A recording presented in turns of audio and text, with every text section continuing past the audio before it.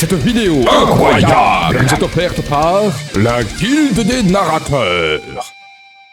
Collectif de youtubeurs, rejoignez notre Discord pour plus de let's play narratifs.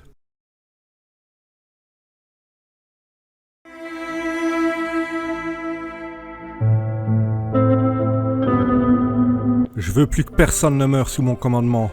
Je veux qu'on s'entraîne et qu'on soit fin prêt avant le combat final contre les City-Key. Jusque-là, j'étais le seul à avoir l'adresse pour enchaîner 2 coups d'affilée et Marlene la seule à pouvoir désarmer ses adversaires. On commence à tous un peu apprendre ces techniques de combat avancées. Mais une chose à la fois, avant de se préoccuper des City-Key, faut s'occuper de l'Old Clan. Je vais envoyer Marlene à la tête d'une expédition à l'extérieur. Les païens veulent toujours qu'on récupère du matériel studio pour eux pour réparer une ancienne station de télévision.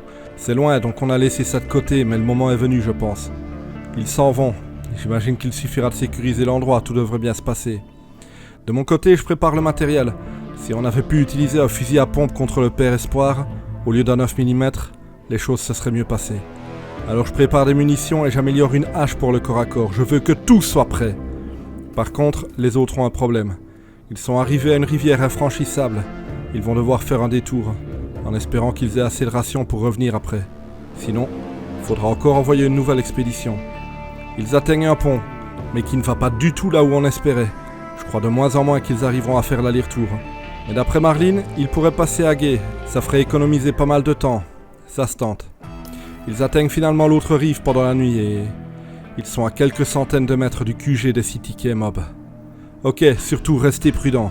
Enfin, au moins maintenant, on sait qu'ils auront assez de vivres pour faire l'aller-retour. Même si on aura vraiment plus de rations de voyage après ça. Ils ont fini par atteindre le studio télé, mais sont tombés sur un type complètement loufoque. Le mec a l'air complètement passionné par un ancien divertissement d'avant-guerre appelé Space Trek. Au moins, il est prêt à nous laisser récupérer le matériel dont a besoin l'Old Clan. Mais il veut quelque chose en échange. Il lui manque le dernier épisode de la série, quoi que ça veuille dire. Et il nous laissera démonter tout le matériel après avoir pu enfin voir comment se termine l'histoire. Il sait où se trouve la dernière copie, mais visiblement, elle est bien cachée et on va avoir besoin de quelqu'un très doué pour fouiller et trouver les secrets si on veut mettre la main dessus. Je sais pas pourquoi les autres l'ont pas juste buté pour obtenir ce qu'ils voulaient et ont décidé de jouer dans le jeu de se timbrer, ça va être tout un patafoin pour rien. Au moins, la cassette se trouve dans un hôpital sur le chemin du retour. Malheureusement, avec les détours qu'ils ont dû faire, ils pourront pas récupérer l'épisode et le rapporter aux fans sans manquer de provisions pour leur tour. Donc ils vont le prendre, le rentrer au bunker, et on lui apportera quand on retournera là-bas, pour les City-Key. D'ailleurs, il va falloir accélérer le mouvement. Ces salopards ont appris qu'on avait vaincu l'église de l'Espérance et projettent de s'emparer de leur ancien QG. Si on les laisse faire, ces crevures auront 2 bases d'opération dans les terres désolées. Ils deviendraient une faction majeure, bien plus puissante que le Nouvel Ordre ou les Roses Noires. Ils seraient inarrêtables. À partir de maintenant, le temps nous est compté. Les autres rentrent finalement de l'expédition. Ils ont pas mis la main sur la cassette, tant pis, c'est pas la priorité là tout de suite. Mais bon, faudra quand même la récupérer un jour. Alors Marlene se plonge dans des livres d'enquête et d'énigmes, ça l'aide à devenir plus perspicace. Elle atteint même son plein potentiel. Elle fouillera plus efficacement la prochaine fois, aucun doute qu'on trouvera cette fichue cassette. Le lendemain à l'aube, on est prêt à partir. D'ailleurs, les températures se réchauffent, le gel s'est arrêté. L'hiver est fini et le printemps est revenu. Ça veut dire que ça fait 1 an maintenant qu'on est arrivé dans ce bunker seul et affamé, fouillant les City-Key. Et aujourd'hui, c'est nous qui allons les frapper au cœur. Il ne nous reste que quelques jours avant qu'ils lancent leur offensive sur l'ancienne église. On n'a pas le temps de plus se préparer. Il est temps de partir pour la bataille finale. Je mènerai le groupe d'assaut, et même si ça paraît une mauvaise idée, Browning sera mon second. S'il veut tant que ça mourir au combat, alors je vais arrêter de le protéger. S'il y reste, au moins, il aura eu ce qu'il voulait. J'aurai toujours Marlene et Donald pour veiller sur mon dos. On va récupérer la cassette, on lance l'assaut, puis on va terminer la mission de l'Old Clan et on rentre à la maison. Probablement à 3. C'est l'aube. La pluie noire fouette nos visages, mais c'est le poids du destin que je sens sur mes épaules. Le poids du destin et celui du commandement. Finalement, on n'a jamais trouvé cette fichue cassette. Tant pis, l'Old Clan devra se débrouiller. On n'aura jamais le fin mot de cette histoire, mais moi j'abandonne. On arrive finalement au QG des City-Key. Cette fois, ça y est. Ils prennent l'initiative et leur lieutenant pète le bras de Browning à coups de pelle. Je lui balance 2 coups de hache à 2 mains dans la tronche, mais il tient debout. Browning prend encore un mauvais coup, et le lieutenant recule alors qu'un autre lui administre je sais pas quelle drogue. Il est tellement boosté que Marlene doit lui tirer 2 coups de fusil à pompe pour en venir à bout. Donald frappe un CTK à 2 reprises, mais Browning n'est pas assez rapide et ne porte qu'un seul coup de hache. Je l'achève avec mon arme à 2 mains. Ils s'en prennent à moi maintenant, mais au lieu d'essayer de me blesser, on dirait qu'ils veulent m'empêcher d'attaquer. Ils sont plus que 2. Donald tente une attaque, mais l'autre le contre. Et Browning lui envoie un violent coup de hache. Mais ces gars s'acharnent sur moi et j'ai de plus en plus de mal à tenir le choc. À l'arrière, Marlene soutient le corps à corps, mais ces salopards résisteront jusqu'au bout. Donald s'énerve et frappe l'autre 4 fois, mais il tient encore debout. C'est Browning qui finit par l'achever. La première ligne de défense est tombée. Jesse Eindhoven approche. Cette fois, tout va se terminer. Je vois le dernier coup arriver. J'ai juste le temps de... J'y vois plus rien. Je... vois plus... Merde. Colt est tombé. Putain, qu'est-ce qu'on fait? Browning prend un sale coup et Donald encaisse. On riposte, mais ils sont habitués à prendre des coups et Eindhoven fracasse littéralement Donald alors que Browning se fait désarmer. J'ouvre le feu sur le chef. Il est salement blessé, mais on reste en très mauvaise posture. Donald a beau s'acharner, ils tiennent debout. Browning perd pas de temps à ramasser son arme et se jette sur le blessé pour l'achever à main nue. Eindhoven sort une grenade, mais j'ai juste le temps de le renvoyer à la gueule avant qu'elle explose. J'ai un moment d'hésitation et Donald aussi. Browning a à peine le temps de ramasser son arme et Donald prend un très mauvais coup. Les mecs sont en train de se faire défoncer la gueule. Si je mets pas un terme à ce combat maintenant, on s'en sortira pas. Je tire un dernier coup sur Eindhoven qui s'écroule au sol. Et je bute le dernier d'une dernière balle. Vite, faut s'occuper de Colt. Putain, je sens plus son cœur battre. Colt! Pas toi! Tu peux pas me faire ça, Colt! Tu peux pas crever ici, pas maintenant! Tu peux pas crever! Colt! Tu peux pas...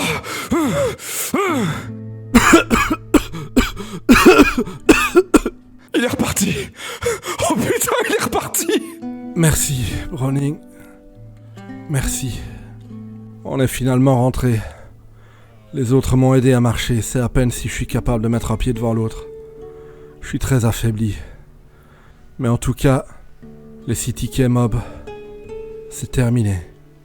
Et Colt, je peux te parler? Je t'écoute. T'avais raison depuis le début. En voulant à tout prix aller au combat, je t'ai mis en danger. T'as failli y rester. C'est aussi toi qui as fait repartir mon cœur. Ouais, je sais. Je me disais que je ne suis plus utile au combat, mais je peux être utile ici. Je peux soigner les blessés, réparer le matos. Je ne suis peut-être plus un guerrier, mais je suis toujours un survivant. T'es borgne, édenté et incroyablement laid.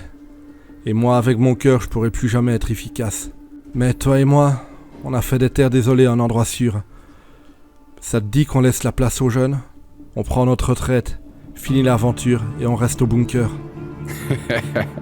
Ouais, ça me dit bien, ouais. Marlene va prendre ton poste, par contre. Ouais, je plains les nouveaux, mais elle fera une bonne chef. Allez bien, on va boire un verre à la santé de Catherine. Je te suis. On est arrivé dans ce bunker à 3 vagabonds paumés dans le désert. On en a fait un refuge, un foyer, et finalement, une base d'opération. À force de ténacité, on a mis un terme aux agissements de nos ennemis et on est devenu l'une des puissances les plus importantes de ces terres désolées. Catherine y a laissé la vie, mais je sais que là où elle est fière de nous.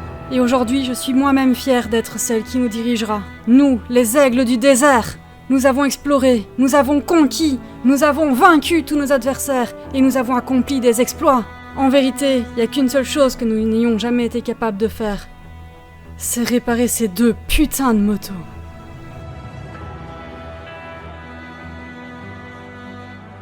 Encore un tout grand merci à Joe pour son interprétation de Browning tout au long de ce narratif et qui a su rendre un personnage secondaire bien plus intéressant que le perso principal. Merci. Et surtout, bravo pour les 6000 abonnés. Merci également à Natfeud qui a encore prêté sa voix à Marlene pour conclure cette belle saga post-apo. Je vous rappelle que c'est une petite artiste, alors soutenez son taf en passant la voir sur Redbubble et en lui achetant un petit quelque chose. Sinon, je ne sais pas si vous avez vu, il y a 10 jours, j'ai sorti le nouvel épisode de mon audiobook Vol de Feu. Des nouvelles science-fiction, action, humour sur les aventures et surtout mes aventures d'un équipage de chasseurs de primes. Et si vous aimez la lecture, le livre complet est disponible sur Amazon, que ce soit au format physique ou numérique via Kindle. Et si vous n'aimez pas lire mais aimez les jeux vidéo, ou même si vous aimez lire et aussi jouer à des jeux vidéo, c'est le cas de beaucoup de gens très bien. D'ailleurs, je ne juge pas, moi-même, il m'arrive de lire et comme j'aime bien les jeux vidéo, ben on va dire que... bref, je suis partenaire Instant Gaming depuis 1 an maintenant, du coup profitez-en pour acheter vos jeux moins chers et surtout Faites-le en passant par mon lien en description ou sur la page d'accueil de ma chaîne. Pour me soutenir en ce moment par exemple, The Alters est à 23€, une belle opportunité de tenter ce jeu au concept original. Je vous ai mis un lien sous cette vidéo. J'aimerais remercier un joueur non identifié qui s'est pris un abonnement Nintendo Switch Online, parce que oui, Instant Gaming ce n'est pas que les jeux, c'est aussi les services. Et merci à Emote qui s'est laissé tenter par la vie de sorceleur. Bonne chance et bon courage à toi, et j'espère que t'enverras chier cette connasse de Yennefer. Et merci également à un autre joueur non identifié qui s'est acheté The Precinct. J'aimerais aussi remercier, comme chaque semaine, mes tipeurs Pascal, Amsola de Great Archivist, The Unrification, Equilibri, Derwinus et Johan qui me soutiennent financièrement. Merci à vous 7. Vous pouvez vous aussi devenir tipeur d'ailleurs pour avoir un merci chaque semaine. Ça semble ingrat dit comme ça, mais c'est sincère. Le lien se trouve en description. Et le plus important, les soutiens gratuits pour aider au référencement de mes vidéos. Pouce levé et commentaires. Et si vous n'avez pas le temps d'en écrire un gros, vous pouvez juste mettre un mot rigolo, comme par exemple Ratatouille. Merci à tous d'avoir regardé cette série jusqu'au bout en tout cas. On se retrouve la semaine prochaine pour le premier épisode d'Ixion. En attendant, vous pouvez aller écouter mon audiobook Vol de Feu en bas à gauche de votre écran et le narratif de Joe sur Kenshi en bas à droite. Et c'est tout pour moi, le vaisseau de Kuntai ne peut repartir vers de nouvelles aventures narratives. À très bientôt.